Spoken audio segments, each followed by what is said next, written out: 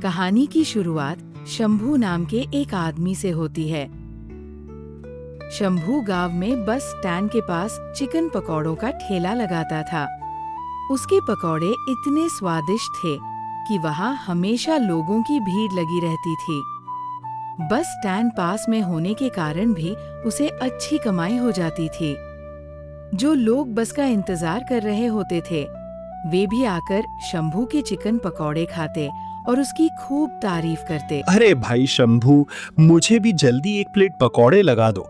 अभी बस आने वाली होगी, जल्दी से तुम्हारे हाथ के पकौड़े खा लूं, उसके बाद ही बस पकड़ूंगा।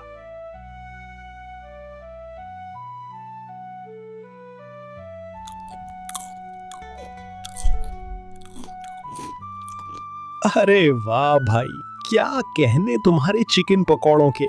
इन्हें खाए बिना तो मन ही नहीं भरता यार।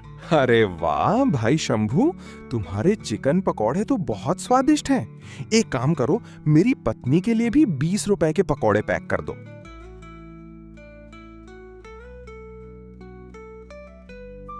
इसी तरह दिन भर उसके ठेले पर ग्राहकों की भीड़ लगी रहती थी।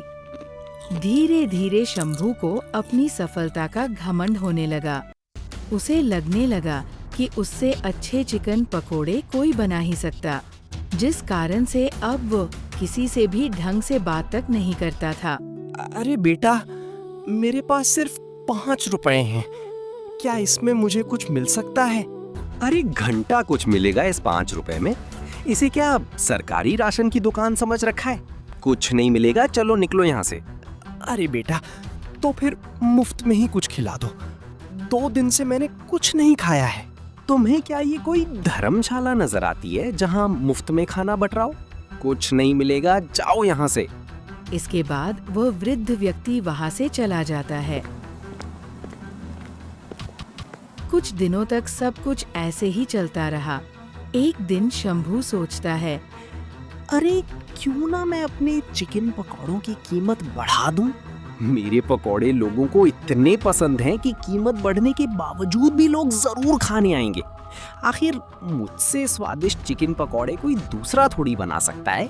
ये सोचते हुए उसने अपने चिकन पकौड़ों के दाम बढ़ा दिए। अरे भैया, एक प्लेट पकौड़े तो खिलाना। ये लो, 20 रुपए प्लेट। अरे 20 रुपए क्यों? कल तो एक प्लेट 10 रुपए की थी ना। हाँ कल थी, पर चिकन महंगा होने के कारण मैंने कीमत बढ़ा दी। खाना है तो खाओ, वरना यहाँ से निकलो, समझे कि नहीं? हाँ हाँ भैया, तुम नाराज क्यों होते हो? लाओ, वही 20 रुपए वाली पकौड़ी ही दे दो।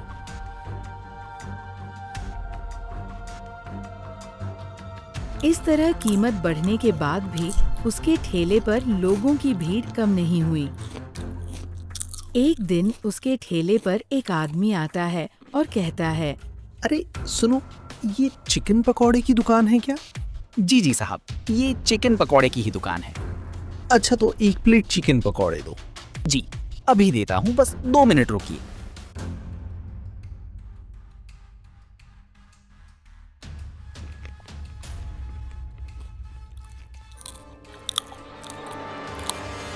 अरे ये इतना सूखा हुआ मांस कैसा है? मुर्गी को पोलियो हो गया था क्या? या फिर कौवे का मांस प्रयोग करने लगे हो? अरे नहीं नहीं भाई, मुर्गी का ही मांस है ये। खाने से तो लग नहीं रहा। बहुत ही वाहियात पकौड़ी है। मेरे पैसे बर्बाद हो गए। इसके बाद वो आदमी पैसे देकर वहाँ से चला जाता है। वो आदमी ये कहकर तो चला जाता है, लेकिन शंभू की आंखों पर अब भी घमंड की पट्टी बंधी हुई थी। उसे अब भी यही लगता था कि उससे अच्छी चिकन पकौड़ी कोई नहीं बना सकता, जिस कारण वह उस व्यक्ति की बात को नजरअंदाज कर देता है। एक दिन जब शंभू ने सुबह सुबह अपना ठेला लगाया, तभी वहाँ चिंटू नाम का एक छोटा लड़का चिकन पकौड़ी बेचने के लिए आया। आओ आओ, माँ के हाथों की स्वादिष्ट चिकन पकौड़ी खाओ, सिर्फ 10 रुपए में, सिर्फ 10 रुपए में। 10 रुपए का नाम सुनते ही लोग शंभू का ठेला छोड़कर चिंटू के ठेले पर जाने लगते हैं। अरे भाई, हमें भी खिलाओ ये 10 रुपए वाली चिकन पकौड़ी। हमें तो इसके यहाँ 20 रुपए देने पड़ते हैं। हाँ हाँ भाई, अभी देता हूँ। मुझे भी दो भाई, एक प्लेट चिकन पकौड़े। देखें तो कैसे बने हैं तुम्हारे चिकन पकौड़े। वाह, क्या स्वाद है। सच में इतने स्वादिष्ट चिकन पकौड़े तो हमने कभी नहीं खाए, और सिर्फ 10 रुपए में पैसे वसूल हो गए। धीरे धीरे चिंटू के ठेले पर लोगों की भीड़ बढ़ती जाती है। उस बच्चे के पास इतनी भीड़ देखकर शंभू को बहुत गुस्सा आता है, पर लोगों की मौजूदगी के कारण वो कुछ कर नहीं पाता। इसी तरह शाम हो जाती है और जब सारे लोग जा चुके होते हैं, तब शंभू चिंटू के पास जाता है।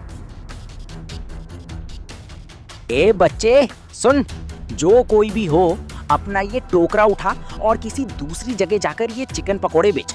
ये मेरी जगह है, समझा के नहीं? क्यों, ये जगह तेरी कैसे हो गई? ये सरकार की जमीन है।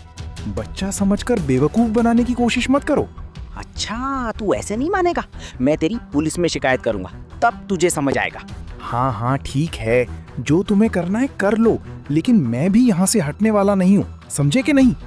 उस छोटे से बच्चे की ये हिम्मत देखकर शंभू चुपचाप वहाँ से लौट आता है और अपने ठेले पर खाली बैठा मक्खियाँ मारता रहता है।